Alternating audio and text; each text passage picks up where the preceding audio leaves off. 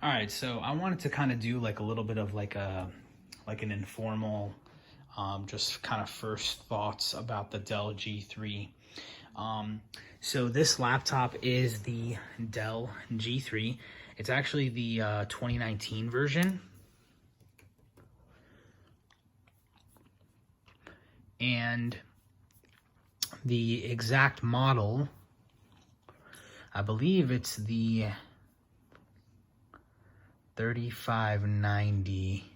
Give me one moment, I'll tell you.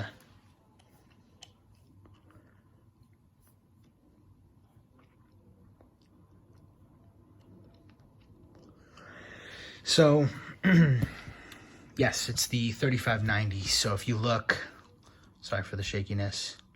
If you look over here, zoom in a little bit, this is the exact one that I purchased from Best Buy. Now, if you look at the price, it says it's $1,049.99. I didn't actually get it for that price. I got it for $920 because if you go to Dell's website, they're having a bit of a sale. Now, the date today is January 11th. Dell has actually been having this sale for a while. I was able to get a price match yesterday, which was the 10th of January in 2020. So if I go to under gaming, this is the United States Dell website, so pricing might be different in your country. Anyways, if I choose gaming laptops, I choose G series gaming laptops. I scroll down a little bit. So G3, it starts at $679.99. You hit new 15, and this is a 15-inch laptop.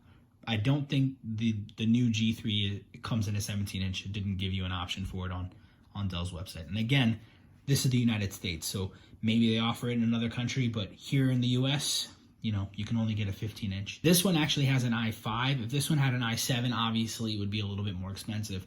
However, the highest you can take the G3 is with a 1660 Ti. But it's the Max Q variant. So again, with a 1660 Ti, it ranges anywhere from 60 watts all the way to 80 watts. This one is a 60 watt variant. This laptop's actually pretty thin, and I'll show you the thickness in a second. So it starts with a 1050 3GB variant. Then it goes all the way up to a 1650 4GB variant. And this is based on the Volta architecture. So you have Pascal, Volta, and this one is obviously based on the new NVIDIA Turing architecture. Now, I've had a laptop with a 1650 before, and it's perfectly fine. 1080p gaming, you might need to change a couple of settings here and there. I actually played Red Dead Redemption 2 on a 1650 at very low settings, as long as you're running your RAM in dual channel. And this is the big thing right over here, 8 gigabytes running in dual channel. That's your big thing. I actually got a laptop that was running in single channel, and Red Dead did not play well. However, once I bumped it up to a total of 8 gigabytes running in dual channel on that laptop, and it was actually the Asus Toughbook. It had an i5 with a 1650.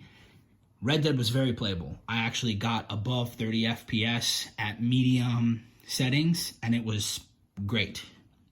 However, with a 1660 Ti, you can run medium to high settings and get well over 30. In fact, I was getting very close to 60 FPS yesterday.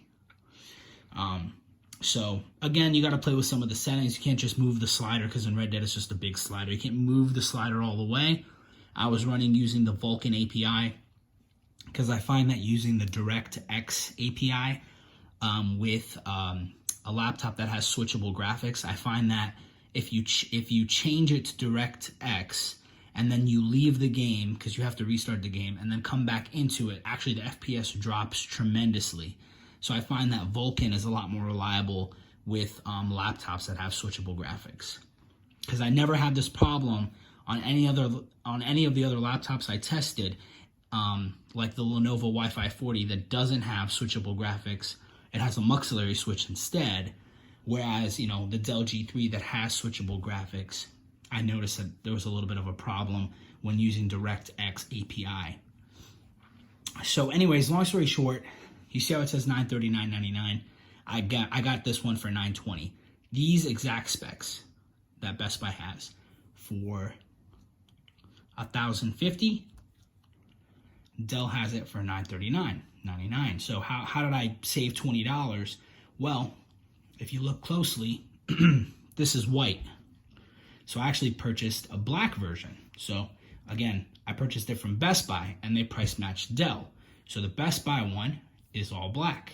So you scroll down a little bit and you change the color, and look at that, you save 20 bucks. So instead of $939.99, it's $919.99. This is not a bad price for this laptop. I've seen this laptop go as low as $700 on Black Friday. I've also seen it go around $800. So, you know, you could get Best Buy to price match this at $920 basically. Again, for the i5 9300H, which is a 4-core, 8-thread i5 with a 1660 Ti Max Q. And then, even though they price matched it once, if you're still within the return period, I think it's like 15 days or something like that. So basically 2 weeks, what have you, you can call Best Buy, and especially if you purchase this online, you could call them and say, hey, listen, this is how much Dell has the price for, or this is how much you have the price for now. Can you price match it again? And they'll just continue dropping the price, provided you're within the return period of the price match. So, you know, I wanted to give you guys a little bit of a tour. So let me pop my camera out of this thing. Okay, so you kind of see the laptop. So I'm using a cooling pad, but I'm not using a cooling pad to actually cool the laptop. See, the cooling pad's not plugged in or anything. I'm using it because I don't want to choke the fans, and by putting it on the bed here in the bedroom. So you can kind of see just how thin this laptop is. I mean, it's not thick at all. It's pretty sleek. I actually think that the cooling pad is thicker than the laptop. Now, my only gripe with this laptop, I have two problems with it. One, this is a 6-bit panel. So you have the risk of a little bit of color banding. In my opinion, I think the colors are good. They're vibrant. It's not a horrible panel. I've certainly seen worse. Like when I had the Asus Toughbook, that was a pretty bad panel. It was very dim, and I don't think it was color accurate like at all. This one, at least it's definitely playable, and I think for gaming it's perfectly fine. Now, if you're doing content creation, I think that you should hook it up to an external monitor. Like that one's 100% sRGB. I'm pretty sure this one's like, I think it's between 40 and 60%. I don't think it's any more than that. So, a couple things to note.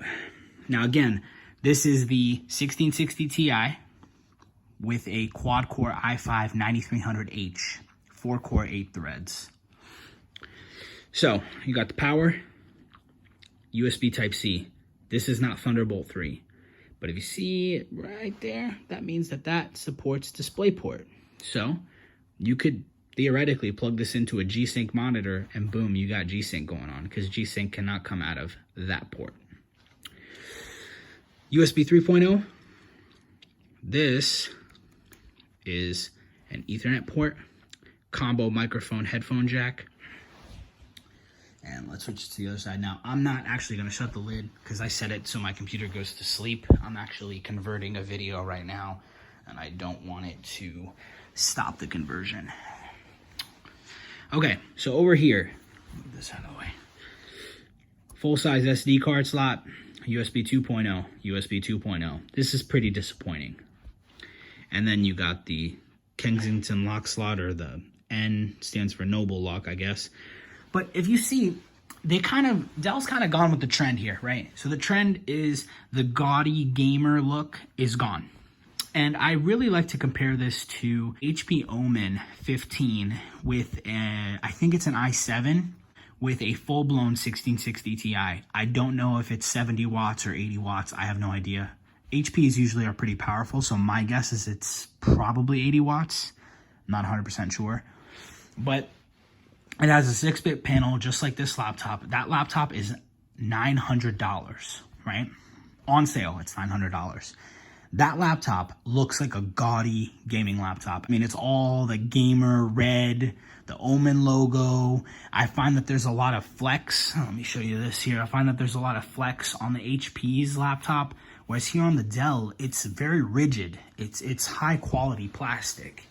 Not to mention, every HP laptop I've ever gotten has had a ridiculous amount of IPS bleed on the screen. It's horrible. The backlight bleed is atrocious on every HP I've ever purchased. Now on the back here, this is my second problem with this laptop. So the first one is the 6-bit color instead of 8-bit.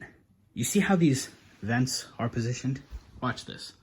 So it's got the single hinge, right? I find it to be pretty stable, even though it's got a single hinge. It's a little bit of screen wobble, right? But definitely not any that I notice when I'm typing. What do you see here? The vents are covered. They're covered. It makes no sense to me. Like, who would design that? That's such a stupid design. Now, when I was running Red Dead Redemption 2 benchmarks yesterday, this thing was benchmarking very high. Of course, I was plugged into the power, and it was benchmarking very high. However, I noticed that when I half shut the lid, my temperatures dropped a little bit. I think it might have been dropping like 2 degrees Celsius, but that's still a lot for something as simple as just half shutting the lid during benchmarking. Now, you can kind of mitigate this. So with it open, I was getting very close to 90 degrees Celsius out the gate. And I had been running Red Dead Redemption benchmark. I ran it 6 times. And if you know anything about that benchmark, it's long and it's intense. And I ran it multiple times as a worst case scenario testing. I didn't use the cooler. I just put it on a wooden table and just let it run while it was plugged into power. And I was still getting really good frame rates. I undervolted, minus 0.125 millivolts on the core and the cache of the CPU using throttle stop. And that really brought my temperatures down. I don't think I ever saw the CPU peak above 85. And again, that's worst case scenario testing, and it didn't average at 85. It averaged around 78, 79, or 80. And I'll show you in a moment. So a couple things to note. This computer, even though it is a Dell, it has the Alienware command center. You see the colors aren't that bad. So when I shut the lid of this laptop, it kind of has this like weird color glowing thing. It looks a little bit teal here, and it's a little bit blue. I find it to be kind of cool. It's not a huge fingerprint magnet. It has good design, and it's a very subtle, very subtle gaming laptop. One person, I was reading reviews on Best Buy, they said it's unapologetically plastic. And you know what it is? But I'll tell you, aside from it being kind of a pain in the butt to get in here, because you just got to get something super thin, I recommend using like a credit card that you don't need anymore or something like that, because you just got to get between the blue and the black and just continue going around to unclip each pin. This is the toughest part, is you got to get in here to unclip each pin down here, again, all the way through. Then the back panel pops off. You got access to the RAM. Again, it's running in dual channel. And the battery, I can't remember how many watt hours it is. I think it's either 53 or 57, but the battery pretty much ends here and runs here. So it's like a, nice little rectangle that way. Your hard drive is right over here, your 2.5 inch, and you have a very short M.2 SSD. And it's not the fastest, but it's pretty fast. It's not slow. I would say about 1,600 megabyte read and write, which is, fantastic. It's 512 gigs. It's a shorty, though. It's not a long one. So that's the back of the G3. You got ventilation there. You got ventilation on the back, none on the sides. I don't think this thing does what some laptops do. Oh, and as far as one finger opening, doesn't happen. It's not weighted properly.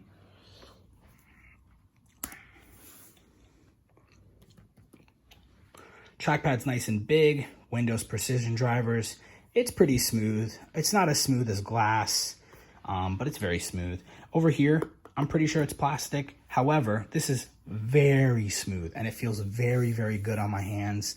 I definitely prefer this over soft touch rubber, because I feel like with soft touch rubber, you can kind of get it grimy and it might be harder to get out. Whereas here, you know, yeah, it's a fingerprint magnet. Maybe the lighting isn't kind of doing it justice. I don't know if you can kind of see, there's like a little oil mark over here for my palm. I might be swirling it around. It's kind of gross, but I can just wipe it down really easily. Whereas a rubber finish or like a rubber-like texture be kind of hard to clean. Like on the Alienwares, they have this rubber texture. And again, if you have a watch, right, the metal pin that's right over here sticking out of my Apple Watch, I might be digging into the Alienware and creating these tiny grooves. There's swirl marks in it. You're not going to get that here. And this is a panel again. Again, it's the blue accent, the blue lighting. You see it immediately showed up blue, and you have access to the Alienware Command Center. This software sucks, and I'll tell you, most Dell/Alienware computers that use this version of the Command Center, you cannot turn off your keyboard backlighting or even turn it on unless this piece of garbage software is launched. However, on this computer, this seems to be the only one that I know of that uses this new Command Center where you can use the keyboard backlighting and adjust it. It's got two adjustments. So this one is low and then brighter. So low and high and then off, obviously. But I find it that this being, you know, the lower model, it's so much easier to adjust keyboard backlighting without having the software launched. It's freaking awesome. This is not as complicated as other ones. You only have two. You have library and then you obviously have Fusion. Fusion kind of just gives you information and numbers like, you know, your core clock speeds, your memory speed, your clocks of your CPU. Whereas, you know, if you had something a little more higher end, you'd get more information. And then along the sides over here, you can see your power profile, your audio profile. These you can actually adjust, these last two. These first two, you can't do jack with it. I'm gonna do a separate video with me playing Red Dead. But if you have any questions, you know, feel free to comment down below. This is running 8 gigs in dual channel. Again, it's an i5 9300H. I do plan on upgrading the RAM to 16 gigs, again, in dual channel. Dual channel is the game changer. You have to run it in dual channel. Not all games will have as drastic of a change, but overall, your computer will run much better. RAM likes to be run in tandem. This is SODIMM 2666, PC4 DDR4. It's really, really fast memory. This is the same RAM that you're gonna get in most gaming laptops. But the quad-core i5, starting with the 8th generation, Intel pushed the i5s to have quad-core and the i7s to have 6 cores. I find that this thing kind of keeps the temperature lower than it would. I really do feel like if I got the i7 9750H, these temperatures would be significantly hotter. This laptop's pretty freaking sleek and slim, and I don't know how it would be if I put an i7 in here. Normally, it doesn't take this long to launch. I don't know what the heck's going on, but I'm gonna restart the computer. I'm gonna launch Red Dead and show you what you can get on a $900 laptop. And if you can get this thing on sale, I've seen it on sale on eBay even, new by Dell for like $840, as long as you're okay with the white version. You can make out like a bandit with this thing. I highly recommend sticking with a 1660 Ti Max Q. However, depending on the games you play, a 1650 is perfect too. I played Call of Duty Modern Warfare with the 1650. I was getting 60 FPS, provided I made some slight adjustments. And I even played Red Dead Redemption 2 on a 1650. Again, making slight adjustments. This thing, you don't really have to pay attention to those adjustments as much. This has got 6 gigs of dedicated RAM for the graphics card. It's a beast. Trust me, it's a beast. All right. I am going to stop the video and I'll start playing Red Dead.